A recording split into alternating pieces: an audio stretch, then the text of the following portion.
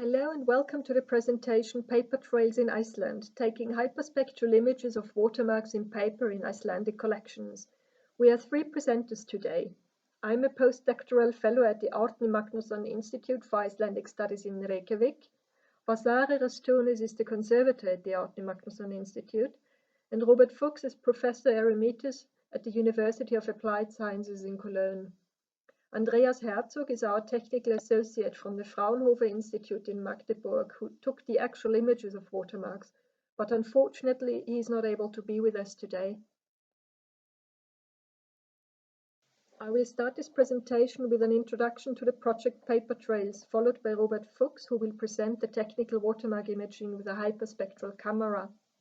Vasarė Rastonis is going to discuss the conservational aspects of the watermark imaging and the setup that we used. At the end of this presentation, I'll present some of the project output.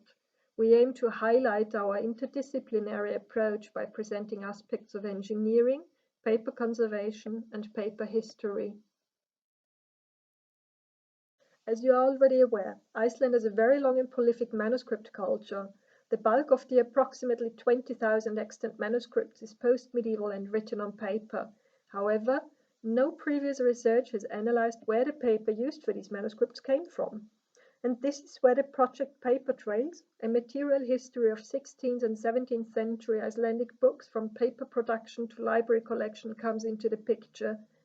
A key aspect is to determine the origin of paper used in Icelandic charters, manuscripts and books by analyzing watermarks in these documents.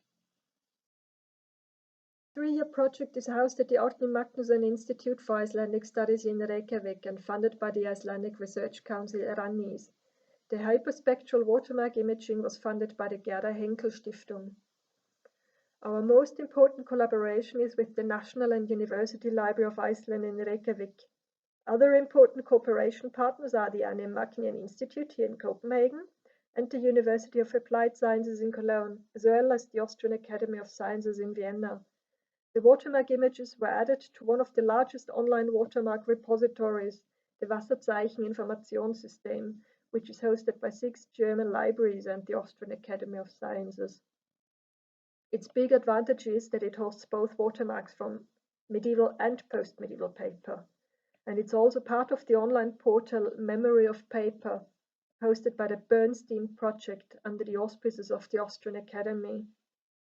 By adding to or docking onto an already existing database, we prevent technical difficulties so often encountered when creating a new database, and we make our images available to other scholars and the wider public immediately. We thus hope that scholars can benefit from the output of our project directly.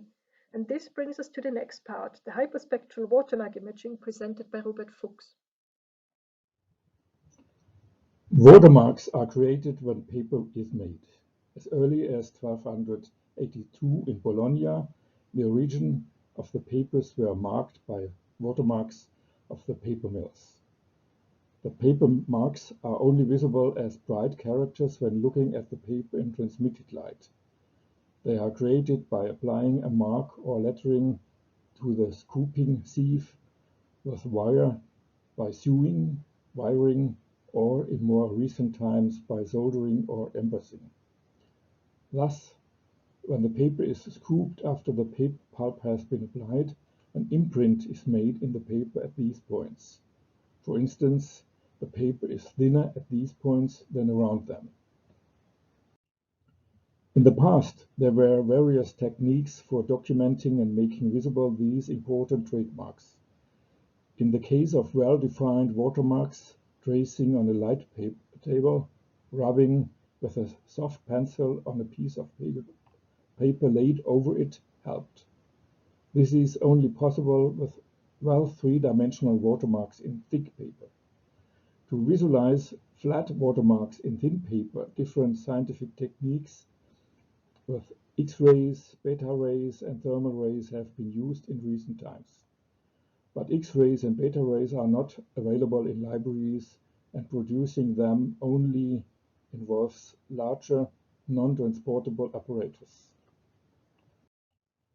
In simple transmitted light, for example, a two-sided script or a script print would interfere. Therefore, experiments were carried out with light of other wavelengths in which the ink is not disturbingly visible. Therefore, we started in Cologne with the use of infrared light in different wavelength ranges. This made it possible to make underdrawings in painting visible, as you can see on the left, or conversely, to use wavelength areas where writing was not longer visible on the right. For this purpose, we were already working with transmitted light in the infrared range in the year of 2002. For writings with iron gall ink, the ink became invisible over 1200 nanometers. Unfortunately, the infrared cameras were very insensitive to these wavelength ranges and had a low resolution of 768 to 572 pixels. Many images had to be taken one after the other and side by side to put together to be able to get reasonable images. The most useful technique so far was beta radiography, which used strong X-ray light to generate electrons, the beta rays, in a lead foil, which then exposed an underlaid photographic plate through the paper. The electrons are not affected by printer's ink, so it was even possible to examine printed matter. Unfortunately, the technique is so complex and requires a great deal of security, which has prevented it from being widely used. A very modern technique is hyperspectral documentation with monochromatic LED light, but the cameras used so far can only cover the range up to 1050 nanometer. In our search for higher resolution infrared cameras, we found a suitable partner, the Fraunhofer Institute in Magdeburg. With our contact Andreas Herzog, it was possible in the project presented to use a special infrared camera that could take pictures in a line scan in 256 wavelength ranges from 1000 to 2500 nanometers. The evaluation of the 256 spectral channels of hundreds of images can be done by the special software techniques of the Fraunhofer Institute. The spectral channels are combined differently and then linked mathematically. The camera is very expensive for normal needs. It costs about 250,000 euro, and it is not easy to transport. The weight is about 6 kilograms. For the recording of watermarks in the paper trail project of the Academy in Vienna and the collection in Reykjavík, we had to think up and set up a special recording technique. It was important that all components had to be transportable. For safety reasons, it was not permitted to move the heavy camera within millimeters of a document. Also, the exposure of the paper was limited by the illumination with infrared light. But I am getting ahead of myself, and our colleague Vasarė Rastonis in the picture on the left will now report on the conditions on site and the technology used. The Paper Trails project beginnings included a review of hundreds of paper manuscripts in search of watermarks. In order to support the project, it was important to set up a practice that would allow Silvia to look through the manuscripts in an efficient manner while taking into consideration conservation concerns, thus minimizing potential risks to the materials. During the first survey, manuscripts were inspected with the aid of pillow supports, museum board cradles, and a fiber optic light sheet, and at times a viewing box that helped eliminate light was used to view or document a watermark. Fortunately, the majority of the selected 16th and 17th century manuscripts were in stable condition and the binding sufficiently flexible to easily access the watermarks. Prior to scanning the watermarks, a second survey was carried out to assess the opening flexibility of the bound manuscripts. Since the scanning method required that the paper manuscript was to be positioned perpendicularly to the stage while passing before the camera's lens, all bound manuscripts needed to open to approximately 180 degrees. Most all of the selected bound manuscripts are within flexible conservation bindings, thin paper cases, or pamphlet bindings. Only in a few cases did we have to remove a manuscript leaf from the watermarks list on account of it being in a tight binding. In the case of unbound single-leaf manuscripts, the desired positioning could be easily accommodated. Before the scanning session, a method by which the paper could be efficiently fastened to and released from the stage frame needed to be resolved. Magnets were considered. However, the ideal addition to the sophisticated and valuable hyperspectral camera and stage system ended up being a felt-lined wooden skirt or trouser hanger costing less than €1. A desirable advantage in using the hanger was that its closing pressure was very light. It was sturdy enough to hold onto the leaf, but not so strong as to risk tearing or imprinting the paper. When the time came to image the manuscripts, the platform was covered with polyester felt to provide cushioned grip, and the hanger was taped to a sewing frame's crossbar, which was clamped to the frame of the moving stage. Single-leaf manuscripts were set into the hanger and stabilized using cardstock, bulldog clips, and a selection of weights so as to prevent fluctuation while making the trip past the camera's lens to complete one image. Bindings, on the other hand, were a bit more complicated. The cover boards were opened to about 180 degrees and placed on the platform, supported by a selection of soft weights, and sometimes raised and supported by multiple issues of conservation journals to achieve the desired height. The forage of the leaf that was to be scanned was placed into the mouth of the hanger, which was then lightly fastened while the image was taken. At times, the preparation required 4 to 6 hands to ensure safe and efficient workflow, as can be seen in the image at top right, with 3 of our team securing a bound manuscript. In addition to safe handling practices, another equally important conservation concern was the amount of heat and light exposure generated from the 1,000-watt halogen bulb used for the hyperspectral imaging process. The halogen lamp was placed 1.5 meters away and out of the viewing direction of the camera to guarantee a uniform illumination and prevent overheating of the cooled camera chip and the paper. As we worked through the first day of the project, we were able to streamline our use of the high wattage bulb, consequently limiting light exposure. We used a desk lamp to illuminate our working area during preparation, and once all was in place for scanning, the halogen lamp was turned on and promptly turned off once the image was taken. This process limited the exposure time within the range of 5 to 10 seconds per watermark, depending on the size of paper being scanned. When reflecting on those intensive days of scanning, the result was successful from a conservation viewpoint.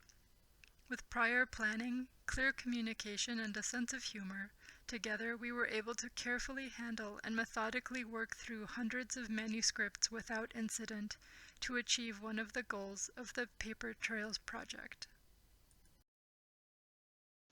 In the first watermark survey, I analyzed 255 manuscripts and 16 printed books from the 16th and 17th centuries in collections in Iceland and Denmark, and a PhD student analyzed 141 charters. As Vasarė explained earlier, we used the fiber optic light sheet, pillows, museum cradles, and sometimes also the viewing box. Based on my analysis of the first watermark survey, Vasarė, Robert, Andreas Herzog, and I started the imaging of watermarks with the hyperspectral camera from the Fraunhofer Institute. Within 1 week, we took 626 hyperspectral scans of approximately 480 individual watermarks. Some of those watermarks, particularly the arms of Amsterdam, were so large that we had to take 2 to 3 scans to capture them completely. In the end, the scans that we took are from 98 charters and 62 manuscripts, 41 of which are in folio, 20 in quarto, and 1 in octavo. They are from the Árni Magnússon Institute and the National Library of Iceland, and 1 manuscript from the National Archives of Iceland. Since the camera frame rate was not fully synchronized with the translation stage's movement, Andreas corrected images during post-production. He also created individual protocol spreadsheets for denoising, sharpening, and other corrections.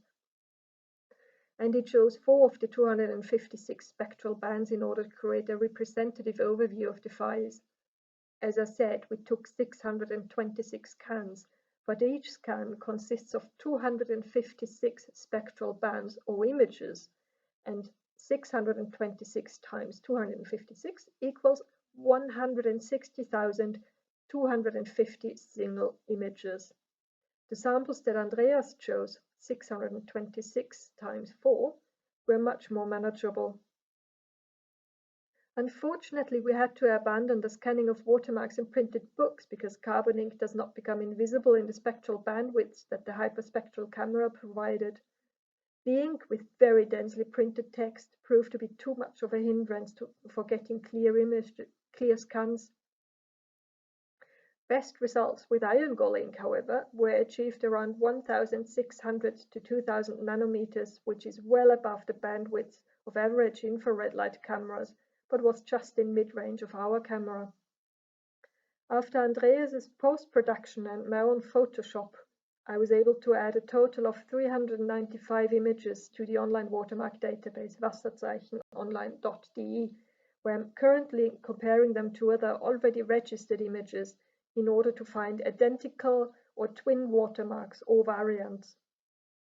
Our collaboration partners at the National Library and the Student Helper added information on watermarks to the online catalogue of Icelandic manuscripts, handrit.is, so there is already a lot of information available.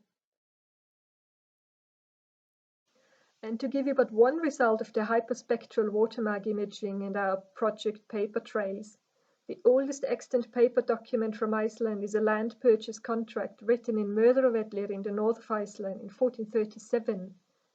When we unfold the plica, the bottom fold of the charter where the seal was originally appended, we can see a fragmented watermark, a dragon, or rather only the tail of a dragon. I was actually able to find a variant in the database Wasserzeichen-online.de, and this variant is found in a paper document written in Culemborg, just south of Utrecht in today's Netherlands, in 1425. Furthermore, this type of watermark, a detached vertical dragon with a curled tail and without additional motifs such as initials, was used in the area of the Lower Rhine and the Rhine Delta between 1410 and 34. Based on this, we can deduct that the paper used for the earliest paper charter in Iceland was produced 1 or perhaps even 2 decades before it was used in Iceland. Originally, I believed it may have been produced close to the Lower Rhine or the Rhine Delta, but apparently paper had not been produced there at the time. It is thus more likely that this paper was produced in France, perhaps the Alsace, as Gerhard Pickard suggested, and was sold to the Netherlands and other countries in Northern Europe until it ended in Iceland. We can use this information as indication of not just paper production, but also of paper trade and the frequency of paper usage, both in Iceland and abroad. In the remaining months of the project, I will continue to compare the watermark images with others in the databases, so please have a look at these databases and also at our website. Thank you for your attention.